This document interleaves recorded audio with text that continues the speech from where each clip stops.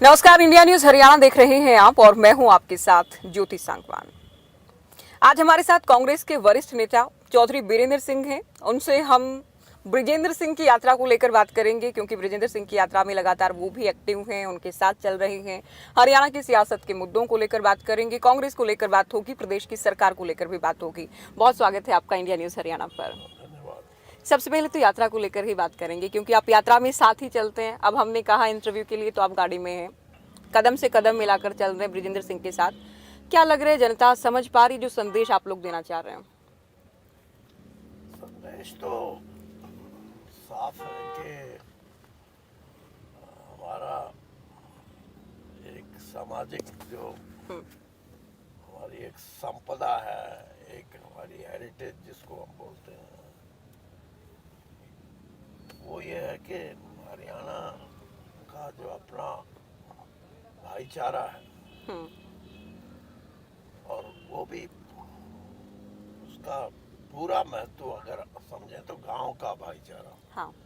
शहर में उसकी दृष्टिकोण थोड़ा सा अलग हो जाता है, क्योंकि शहर में कोई कहाँ से आके सेटल होता है, कोई कहाँ से। लेकिन जो हरियाणा में 6,500 से ऊपर गांव हैं, वो कोई 100 साल पहले गांव बसा है, कोई 500 साल, कोई 2000 साल पहले।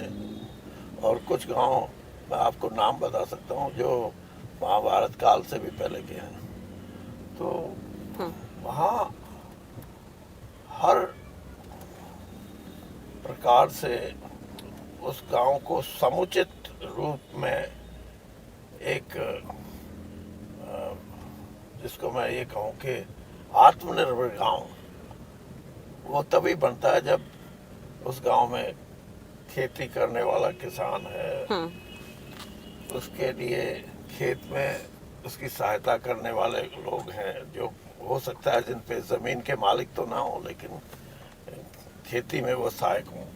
और फिर दूसरी भी, जैसे कोई लकड़ी का काम करने वाला है किसान के, क्योंकि खेती से ही जुड़ी हुई बातें हैं ये। जब से खेती एक व्यवसाय के रूप में तो अभी 70-80 साल पहले शुरू हुई है, उससे पहले खेती ये जरूर था कि गांव की अपनी जो आवश्यकताएं थी उनकी पूर्ति करता था।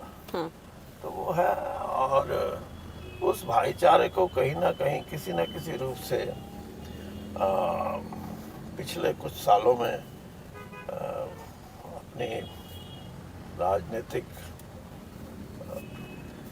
सोच को, खास तौर पे जो आरएसएस की सोच है, उसको ये नजर आया कि हरियाणा में आप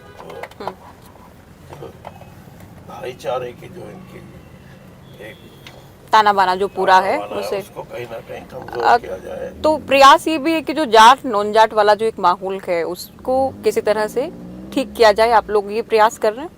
नहीं, जाट नॉन जाट की बात नहीं है, सिर्फ ये बात उसकी है जो भी जहाँ एक गांव है वो यादव का गांव है। मतलब गांव का मतलब है कि वहाँ भूमि के जो मालिक हैं वो 80% भूमि उस गांव के एग्रीकल्चर जो से जुड़ा हुआ जो जाति है, चाहे कहीं यादव है, कहीं राजपूत है, कहीं जाट है, तो इस तरह की जो है ना, उनको जो मदद करने वाले हैं उनसे अलग कैसे किया जाए। अच्छा, ये प्रयास किए गए हैं और कामयाब हुई बीजेपी इसमें?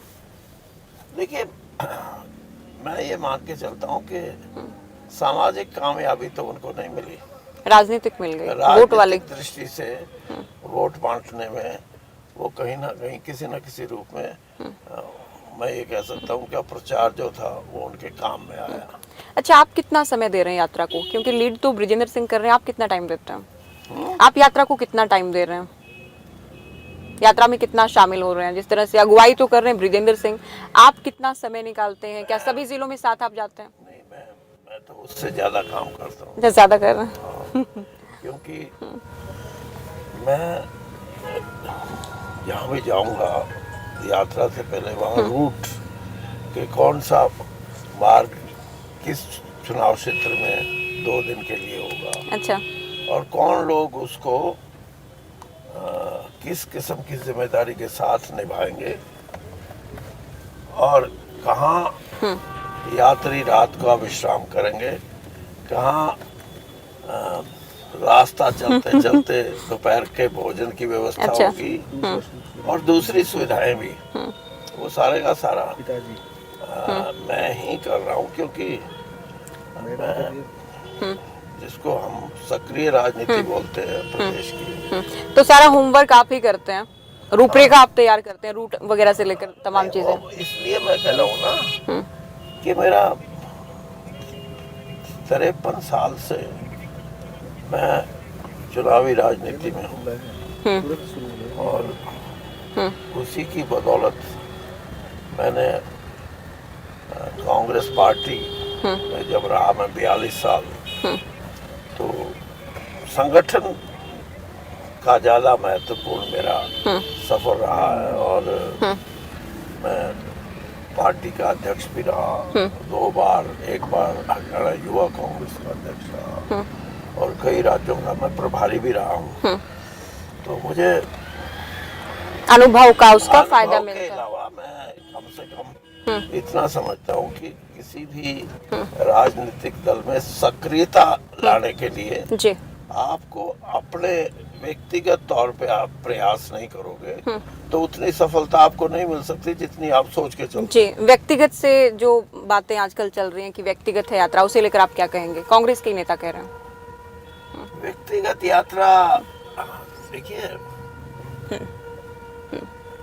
ब्रिजेंद्र सिंह ने जो इस यात्रा का सोचा है, वो राहुल गांधी जी से उन्होंने पूरा उसका विवरण और कैसी उसकी सोच हो, उस यात्रा का लक्ष्य क्या हो, और किन चीजों के लिए यात्रा आगे बढ़े, ये सारी की सारी चीजें जब उनसे बात हुई, और कांग्रेस अध्यक्ष खड़गे जी से उन्होंने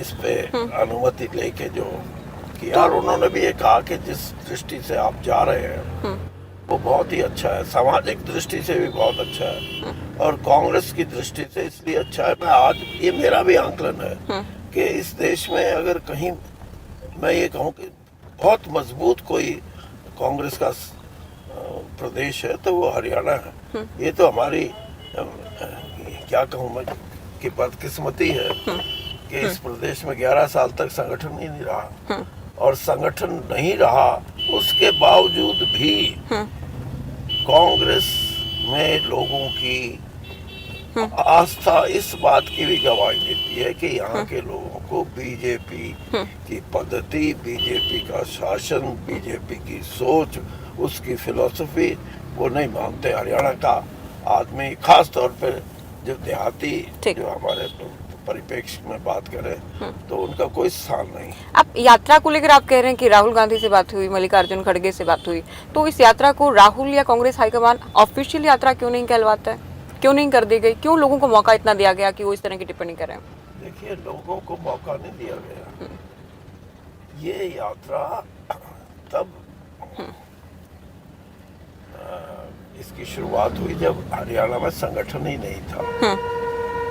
संगठन बाद में बना है, इसलिए ये सोचा गया कि फिलहाल इस तरह का अगर कोई कार्य करता है तो वो चले मैदान में, और उसके परिणाम आप भी देख लेना।